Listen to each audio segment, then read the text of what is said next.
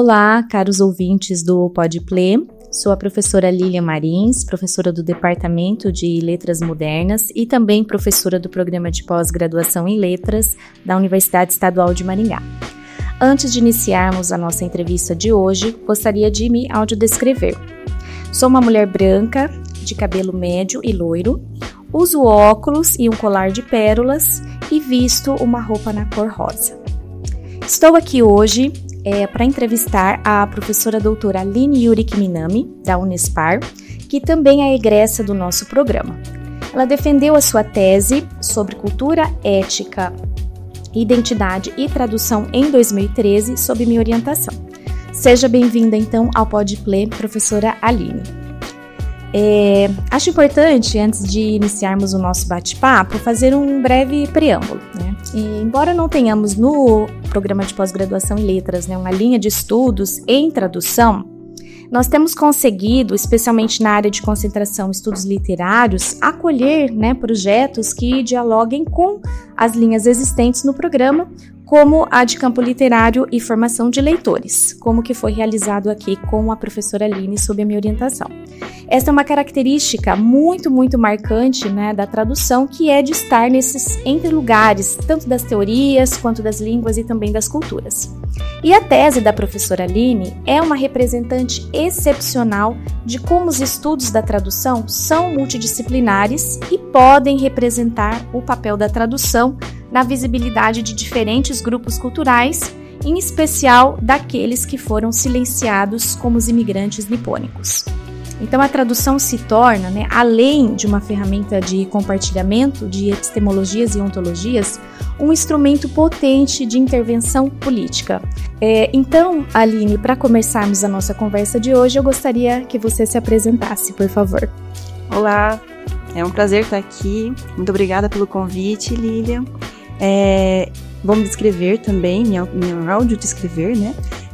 Então, eu sou uma mulher branca, mas, né, com traços nipônicos. Eu tenho cabelo longo, escuro, e eu tô usando agora hoje um vestido verde. Então, basicamente, é isso. E assim, eu acho que é muito importante, né, a gente ter esse espaço para a gente poder conversar sobre essas questões que justamente marcam questões políticas mesmo, né? Porque quando a gente está falando de tradução, quando a gente está falando de literatura, quando a gente está falando de cultura, tudo isso permeia a política, né? E permeia a nossa existência no mundo, né? Tanto a nossa existência como pessoas dentro da universidade, profissionais, estudantes, né? Então, para mim, é uma honra, né? E um prazer estar aqui hoje.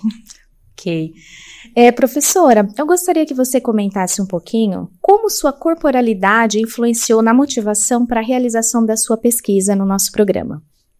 Então, essa questão da corporalidade, né, é uma coisa muito importante, porque muitas vezes a gente desconsidera, né? A gente pensa muito no sentido de, qual pesquisa vai ser importante para a minha área de pesquisa? Qual pesquisa o meu orientador vai querer ler, vai querer orientar? E às vezes a gente esquece da nossa corporalidade, da nossa existência no mundo, né?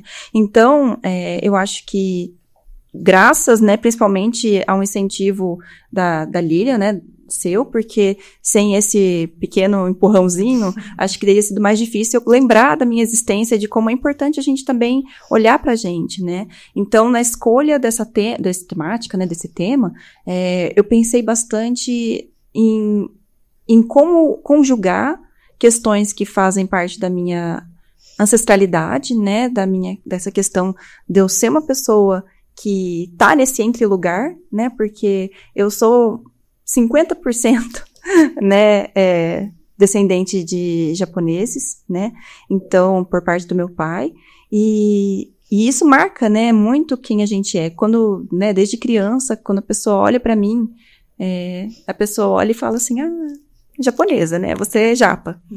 E são coisas que, quando a gente é mais nova, a gente, às vezes, até resiste um pouco, né, porque você não quer ser identificado por aquilo, você não quer ser só isso, entende? Porque daí, muitas vezes, o que acontece é, então você é japonês, então você fala japonês. Aí você fica, então, Mais ou menos, né? Um pouquinho, mas não o suficiente, né? Então, eu acho que foi um processo de coming of age, sabe? Assim, de você começar a perceber que você é aquilo e é outras coisas também, e tudo bem, né? Porque muitas vezes a gente fica muito preocupado de não querer que a pesquisa também fique só girando em torno de questões raciais, porque é só isso que eu sou, né? Então, nessa escolha da minha pesquisa e do livro que eu fui escolher, né, que é o Buddha and the Attic, da Julie Otsuka, foi um livro que justamente carrega toda essa questão japonesa, mas que também traz a questão da língua inglesa, que é uma língua que a minha vida inteira eu estudei, que eu gosto muito e que é a minha profissão e que eu, né, tenho bastante afinidade. E também tem a questão da literatura, que é muito importante para mim desde sempre, né? Meus pais trabalharam em editora, então, para mim, eles traziam livros para mim, então era muito gostoso. Meu contato com o livro sempre foi muito presente, né? E eu tenho muito a agradecer meus pais por causa disso, porque se não fosse esse incentivo, né? E a importância da gente incentivar as crianças a ler, né? Sim. Como a gente tem um fator muito importante na vida das crianças, no hábito de leitura e tudo mais. A formação, né, de leitores. E não podemos negar que a literatura é uma fonte muito importante para a gente se encontrar também, né? Então, quando você lê sobre a imigração japonesa, você lê sobre a experiência feminina, que é, né, o Buda no Sóton, ele justamente foca sobre a experiência das mulheres imigrantes, né? Então, é uma coisa que, como mulher, né, como fruto de imigração, apesar de já ser 4ª geração no Brasil, né, então, é o que a gente chama de Yonsei, né, que já seria a 4ª geração, e já mestiça, né, que também é uma outra questão, porque daí a gente já não é visto totalmente como japonês, mas também não é totalmente brasileiro. Então você fica nesse entre-lugar, né. Então, pra mim, essa questão foi muito interessante, mas também muito reveladora, né, então foi quase um processo de terapia mesmo, fazer essa tese e essa pesquisa, né? Que legal, Aline. Bom, então, dando encaminhamento a esse tema, eu gostaria que você comentasse também de que forma você acredita que o trabalho que você desenvolveu no nosso programa dá visibilidade tanto para a área de estudos da tradução, quanto também para os estudos nipônicos, né, que também nós não temos nenhuma linha de pesquisa voltada especificamente para esse tipo de literatura. Então, gostaria que você comentasse, por favor. Tá. Eu acho que qualquer pesquisa já é uma forma de você estar visibilizando alguma coisa, né, porque por mais que as pessoas talvez achem que pesquisas ficam limitadas ali ao campo da universidade, ao site de repositório de teses, né, a gente sabe que a gente circula essa pesquisa em várias formas, né? Sim. Então, depois que eu fiz a pesquisa, isso repercutiu na minha própria vida, né? Então, em conversas com as pessoas, falar sobre a minha pesquisa, falar sobre as coisas que eu aprendi e fazer esse networking mesmo de você conhecer outras pessoas que falam sobre esse assunto, sim, né? Porque uma coisa que justamente foi apontada na minha defesa foi o fato de eu ter falado que não existem pesquisas, né, voltadas para essa questão da literatura que é mais focada nas questões japonesas, nas questões nipônicas. E realmente existem, né? Elas estão sendo feitas. Tem muitas universidades no Brasil que estão, que têm grupos fortes de estudo. Nós temos grupos independentes também de pesquisa. Nós temos hoje influenciadores que também falam bastante sobre imigração, raça, questões culturais mesmo. Então, a gente, às vezes, não tem acesso a isso e a gente entende que não existe. Exatamente. Né? Mas hoje em dia a gente tem muitas coisas que são, que estão ao nosso alcance fazer e que a gente às vezes não faz, né? Mas assim, quando a gente, só de estar nesse espaço de um podcast, de conseguir estar falando com pessoas que às vezes não leram minha pesquisa, mas que têm interesse também no assunto, já faz com que mais pessoas tenham acesso a questões nipônicas, a questões de raça, de cultura, né? Então, ajuda bastante nesse sentido, eu acredito, né? Com certeza. E assim, no caso do nosso departamento, né, do PLE, né, a gente não tem uma área específica da tradução, mas tem professores que trabalham muito bem essa questão dentro, né, por causa dessa transdisciplinaridade, dessa possibilidade de você tocar e conjugar várias áreas diferentes, né, dentro de uma pesquisa. Então, a gente acaba conseguindo, mas faz parte, né? São pequenos passos, né? Pequenos tijolinhos que a gente vai colocando para construir um muro, uma torre. Uma torre de Babel. Né? Pra gente eventualmente conseguir ter um espaço maior, né? Da tradução, porque eu acho que é muito importante. E a gente tá, né, caminhando nesse sentido, né? Com certeza, Aline. E a sua tese, sem dúvida, né, contribuiu muito para esse caminho aí que nós estamos trilhando. Você fez um doutorado sanduíche no contexto no qual o livro que você analisou se situa. De que forma, Aline, sua experiência nesse contexto contribuiu para o desenvolvimento da sua tese? Tá. Então, para contextualizar, né, eu tive o privilégio de conseguir uma bolsa da CAPES, né, que o pessoal conhece como PDSE, né, que é o doutorado sanduíche, e aí eu fui para a cidade de Santa Cruz, na Califórnia, que é justamente onde estava a minha orientadora, a Karen, né, Karen Tei Yamashita, e ela é uma autora, né, de livros muito importantes, muito legais, muito interessantes. Inclusive, ela recebeu o prêmio do National Book Awards, que eu estava lá, então foi muito legal. Nossa, muito bacana. E é muito interessante porque, inicialmente, eu tinha alguns receios, né, do como vai ser isso, eu vou chegar lá e vou falar com quem, como que vai funcionar, mas no final das contas, eu acho que duas coisas que mais contribuíram para minha pesquisa. A primeira delas foi acesso à literatura, né, porque como o livro, né, a pesquisa trata da imigração japonesa nos Estados Unidos, no Brasil nós não temos muitas obras que tratam do assunto, e principalmente as que têm, tratam muito brevemente, muito superficialmente, ou não são, talvez, obras tão confiáveis, né, são sites, são, né, menos, consideradas menos, talvez, academicamente válidas, né. Sim. Então, estar lá na Califórnia, né, na universidade, na UCSC, Universidade de Califórnia,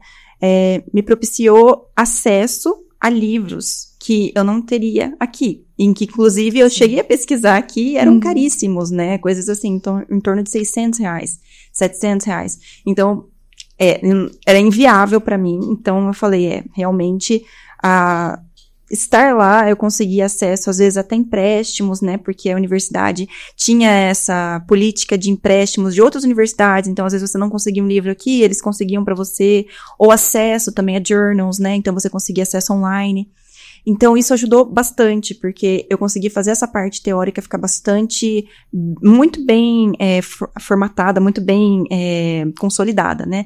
Então, foi o momento que eu estava lá, foi o momento que eu consegui mais avanços, né, assim, eu acho, nessa parte realmente de background teórico, background histórico, né, e estando lá também eu tive a possibilidade de conhecer em loco mesmo, como são as pessoas, o que as pessoas lá discutem, né, como é uma aula de pós-graduação, né, como que funciona leituras, grupos de estudo, etc. E aí, a Karen também me ajudou muito, né, tanto ela é uma pessoa maravilhosa, né, que eu tenho muito, agradecer muito ela, e ela também me propiciou a entrevista, né, que eu fiz com a autora do livro. Então, a Julie Otsuka, eu tinha entrado em contato já, através, né, dos meios oficiais de comunicação, solicitando uma entrevista, se seria possível ela responder algumas perguntas, e já foi falado automaticamente que não, que ela estava muito concentrada na escrita do próximo livro dela, e que ela não tinha como tirar tempo para fazer isso, e daí eu fiquei bem chateada, tipo, então não vai dar mesmo. A Karen fez a mediação, a Karen fez a mediação, aí falou, a Julie, eu conheço ela, eu vou te passar o contato dela, pessoal, você já fala direto com ela. Então, foi muito legal, porque daí eu consegui fazer essa entrevista com ela, que inclusive foi aceita, né, agora para publicação na revista Ilha do Desterro, da UFSC. Então, em breve teremos acesso à entrevista na íntegra, né, e foi muito interessante também, porque nós conseguimos ir em alguns lugares. Por exemplo, eu consegui ir num campo de encarceramento dos japoneses na Segunda Guerra Mundial, que é o campo de Manzanar, que foi transformado no museu, né? Então, hoje em dia, lá você consegue ver como que eram as latrinas públicas, como que eram os dormitórios, como que eram as as casas, né, as casas dentro do espaço, você conseguia pegar em cabines telefônicas e ouvir pessoas que passaram por lá falando sobre a sua experiência, de como foi ficar por mais de 2 anos preso num campo de concentração, né? O termo campo de concentração ainda é um termo muito debatido, né? Porque automaticamente a gente pensa na questão judia, né? Dos judeus. Sim. E então a gente acaba preferindo o termo campo de encarceramento, mas né? A gente sabe que quando você é cerceado privado da sua liberdade, cerceado de poder ter o seu ir e vir, né? Então, é muito complicado. Então, isso é uma coisa que aconteceu e muita gente não sabe, né? Inclusive, conversando com pessoas americanas, elas falam, nós fizemos um ótimo trabalho em esconder alguns lados da nossa história, porque são lados que a gente não tem orgulho, né? E que realmente são muito complicados, né? E a gente sabe que no Brasil também nós tivemos, né, acontecimentos muito complicados nessa época da Segunda Guerra Mundial, principalmente relacionados à xenofobia, né? Porque nós sabemos que não foi o mesmo tratamento que aconteceu com pessoas de descendência outras, como italianos e alemães, não foi a mesma coisa do que aconteceu com os japoneses, né? E não tem outra explicação além do racismo. Né? Então, realmente, ter essa experiência de estar lá, conversar com as pessoas, ir nesses lugares, né, em colônias japonesas, conhecer pessoas, conversar, isso foi muito importante, não só para a questão da minha pesquisa, mas também pessoal mesmo, né, de desenvolver questões culturais minhas, né, questões de como a gente tem pontos em comum com uma pessoa que, né, então famílias que migraram para os Estados Unidos e famílias que migraram para o Brasil, como existem coisas em comum, né, Sim. E principalmente da mesma etnia, da mesma origem, né, então tem vários pontos em comum, vários pontos de encontro, né, de toques, assim, que são muito interessantes. Muito bem, Aline, acho que o que você comentou tem relação com essa próxima pergunta. Como a sua pesquisa analisou uma tradução cultural, né, que é repleta de sensibilidades, né, porque há muitos corpos e identidades representados nesse processo, eu gostaria que você comentasse como a noção de ética do tradutor ou ética da tradutora está presente nas escolhas tradutórias materializadas na obra que você analisou na sua tese. É uma pergunta complexa, mas muito importante, né? Eu acho que hoje em dia essa questão da ética e da cultura, elas estão muito presentes, né, quando a gente fala de tradução. Porque por muito tempo a tradução foi vista como mera passagem de sentidos, né, transposição de sentidos de uma língua para outra. E hoje a gente vê que não é isso, né? A gente tem muito mais profundidade nas escolhas, né? Porque toda escolha tradutória é uma leitura, né? E cada leitor é diferente. Então, a gente pode fazer essa atividade com alunos nossos, né? Com colegas, pedir para fazer a mesma pessoa fazer traduções em momentos diferentes, vai ser traduções diferentes. Pessoas diferentes fazendo tradução do mesmo segmento, vão ser traduções diferentes. Então, às vezes a gente acha que é uma coisa simples traduzir, mas não é, né? Porque toda tradução, ela tá permeada de muitos outros discursos, de muitas interpretações que foram feitas, né? Então, na minha pesquisa, eu foquei bastante nas escolhas culturais mesmo, marcadas por questões da tradutora, né, da pessoa que traduz. E é importante também, né, antes até de entrar nessa questão, pensar na ética de pesquisadora, né? Porque é uma coisa que a gente, às vezes...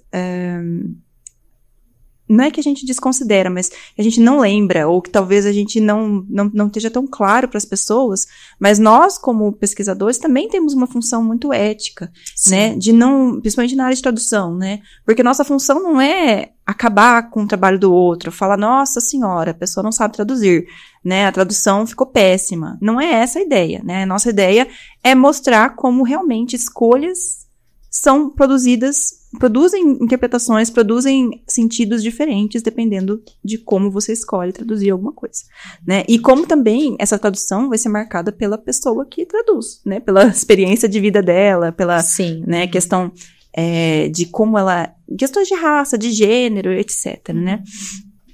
Então, quando a gente fala de escolhas, né? Na minha pesquisa, eu falo, por exemplo, do termo coolie, né? Que é um termo que existe em português, coolie, mas que não é muito conhecido, não é muito falado, pelo menos não no círculo, né? Que eu convivo, assim, as pessoas e dos alunos, quando eu converso com alguém, muito dificilmente alguém já ouviu falar, né? Que são esses trabalhadores braçais de origem asiática, especialmente chineses, e pessoas que vieram antes dos japoneses, né, para os Estados Unidos, que foram, né, para os Estados Unidos antes, e que eram essa mão de obra mais em conta, né, que mais, assim, aproveitada, né, que as pessoas aproveitavam dessas pessoas que tinham condições menos favoráveis, né, dentro do país, socialmente, economicamente, né. Então, né, quando a autora usa coolie, e a tradutora escolhe traduzir como... Boias frias? Isso. Ali lembra também porque ela leu, né, a pesquisa. Mas boias frias é uma coisa que me marcou muito, né? Acho que quando a gente leu, né, eu também levei isso pra Lilian pra gente discutir, né? Porque boias frias é uma coisa que marca muito a questão brasileira, a experiência de pessoas, né, que tem que sair de regiões mais distantes pra ir trabalhar na roça, na lavoura, né, levando sua marmita que esfria, né, depois o dia inteiro na labuta, depois volta para casa, depois no final do dia, e a gente não automaticamente relaciona isso à questão asiática, né, Sim. Então existe aí um apagamento. Então, por um lado, nós temos um apagamento da questão oriental, da questão asiática, mas por outro lado, nós temos uma aproximação do termo com brasileiros, né, porque a pessoa automaticamente vendo o termo boias frias, já identifica como sendo um trabalho exploratório, um trabalho de muito custo físico, né, e socialmente menos valorizado, né, então, e é isso que é a tradução, né, e a ética na tradução tem muito a ver com isso.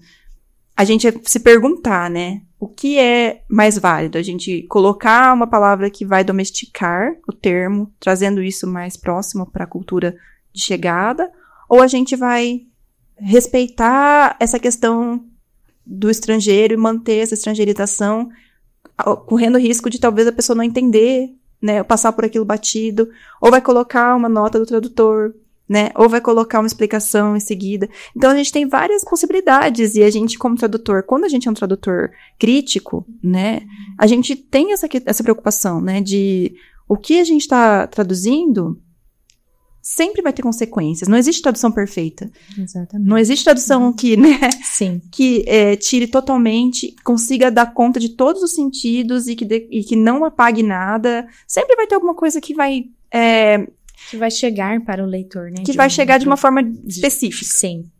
E a gente não tem muito controle sobre isso, né? Sim. A gente tem algum controle nas escolhas que a gente toma, mas não necessariamente sobre como isso vai chegar para os leitores, né? Exato. Então, esse foi um dos exemplos, mas a gente tem outros, como, por exemplo, Bathhouse, né, que vai se referir principalmente a essa questão dos banhos públicos, né, das pessoas japonesas que se reúnem e vão fazer esse movimento coletivo mesmo de banho, né, que daí foi traduzido na obra como sauna, que é muito mais attainable, né, que é muito mais atingível, muito mais próximo, né, para quem lê, do que talvez banhos públicos, né, ou onsen, ou outros termos, né? Mas, ao mesmo tempo, você tem uma outra visão, que não é a visão que eu teria, por exemplo, como tradutora. Mas é aí que tá, né? Cada um tem essa visão. Quando a gente vai ler e traduzir, cada um vai ter uma forma de entender. E eu acho que a gente tem que discutir isso muito especificamente agora, tendo em vista as inteligências artificiais, tendo em vista as machine translations, né, assim, as traduções por máquina, porque realmente o que faz a gente ser um tradutor bom hoje em dia, né, é muito mais a nossa sensibilidade, é a nossa capacidade de conectar emocionalmente com aquilo que a gente está lendo, de conseguir ver além do superficial, né. Então, Concordo. Então, porque realmente, senão a gente vai falar assim, vamos ser substituídos pela máquina.